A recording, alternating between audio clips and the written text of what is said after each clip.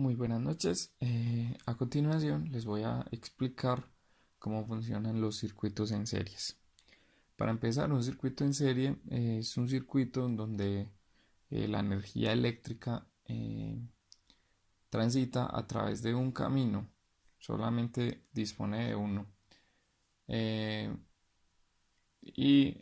Pasa a través, pues, a partir de una fuente, pasa a través de un conductor y llega a ciertas resistencias, lo que hace que, por ejemplo, una bombilla o varias bombillas se iluminen. Entonces, en un principio vamos a agregar una batería, vamos a agregar un cable que consistirá, que formará la línea como de tránsito de la energía. Además de esto, le vamos a poner un interruptor que funcionará para mostrar cómo enciende y apaga la energía, y le vamos a agregar unas cuantas bombillas a continuación. Eh, la energía fluye entonces a través del cable que estamos construyendo y dará pues una vuelta a través de la batería, cerrando el circuito y haciendo que la energía pues transite continuamente. Entonces primero vamos a agregar una bombilla. Vemos que las bombillas tienen dos conexiones que van a permitir el flujo correcto de la energía. Vamos a agregar una nueva bombilla, y por último vamos a agregar otra bombilla. Entonces un circuito tiene diferentes fuerzas, por así decirlo, que equivaldrían a, por ejemplo, la resistencia. Entonces, ¿cómo podríamos medirlo? Entonces la resistencia la podríamos medir a través de la suma de cada una de las resistencias. Bueno, ahora vamos a proceder a encender el circuito, activándolo a través del switch, y vamos a notar cómo va a fluir la energía a través de él. Entonces accionamos el interruptor y vamos a ver cómo va a circular la energía.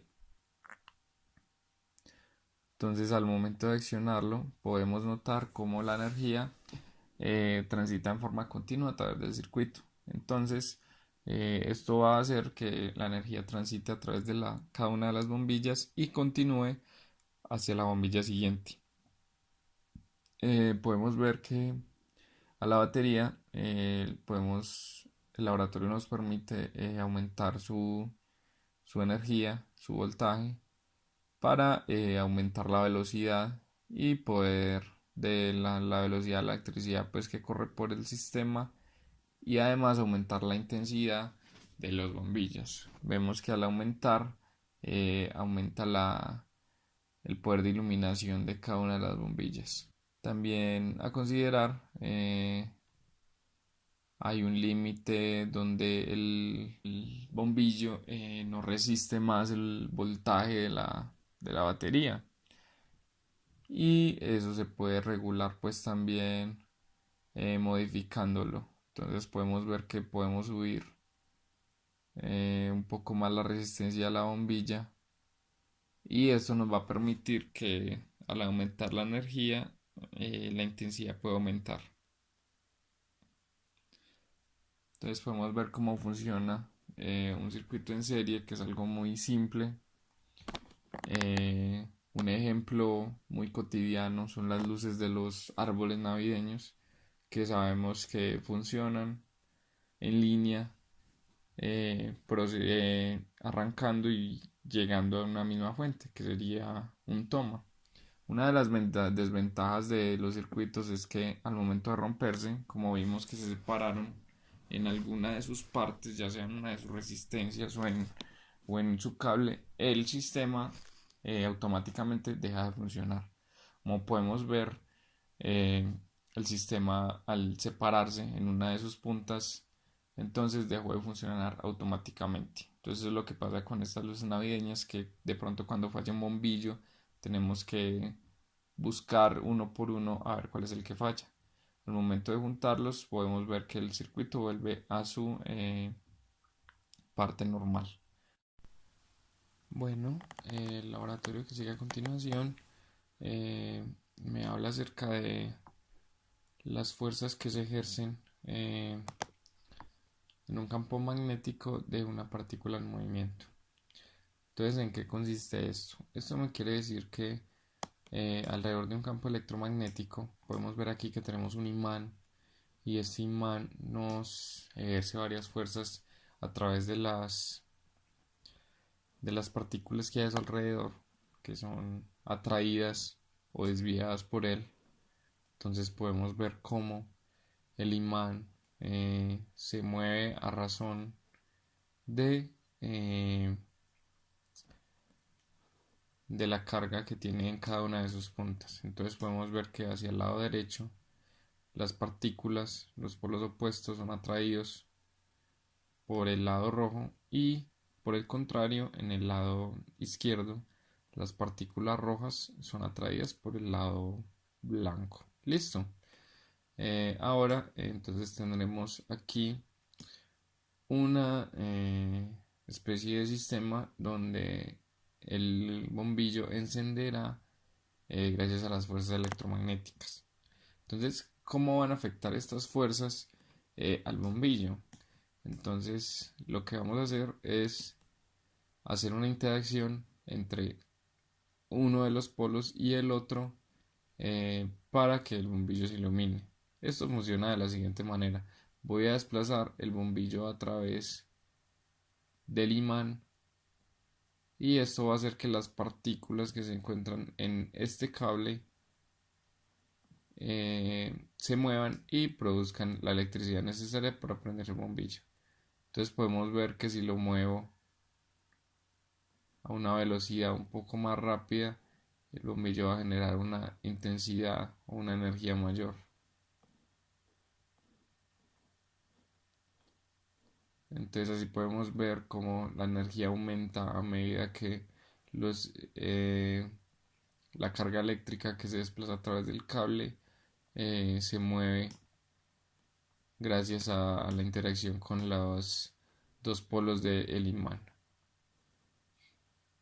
Entonces podemos ver que cuando muevo de norte a sur, perdón, de derecha a izquierda, las partículas bajan un poco. Y cuando lo muevo de izquierda a derecha, las partículas suben. Lo que hace esto es hacen circular las partículas haciendo que el bombillo reciba energía. Listo. Ahora vamos a pasar a un generador. ¿Cómo funciona un generador? Un generador entonces funciona haciendo que un imán esté continuamente rotando y aplicando una fuerza electromagnética sobre el sistema que hace que funcione continuamente. Entonces aquí tenemos un generador que funciona con agua. Entonces vamos a abrir un poco la llave. Entonces podemos ver cómo al abrir la llave, este sistema, que es parecido al de un molino, gira y hace que los imanes vayan cambiando su carga. Entonces, ¿qué es lo que pasa? A medida que van cambiando su carga, hacen que el sistema se mueva hacia arriba o hacia abajo. Entonces, aquí voy a mostrar más o menos el efecto que tienen. Entonces podemos ver que a medida que el imán se mueve, afectan el campo magnético que lo rodea, cambiando la dirección de los pequeños objetos que cambian su carga opuesta. Listo, entonces ahora vamos a abrir un poco más la llave para tratar de aumentar un poco la intensidad de la bombilla. Entonces podemos ver ahora que al subir las revoluciones del sistema, la luz de la bombilla es un poco más fuerte. Si seguimos aumentando, entonces tendremos que la luz aumentará mucho más a medida que va aumentando la velocidad del sistema. Como podemos ver, las cargas que rodean el imán también cambian de forma rápida, ya que las vueltas son mucho más en el menor tiempo. Entonces, como podemos ver, el sistema puede generar como un efecto ondulatorio en el que las partículas que rodean las dos cargas del imán son atraídas por sus polos opuestos.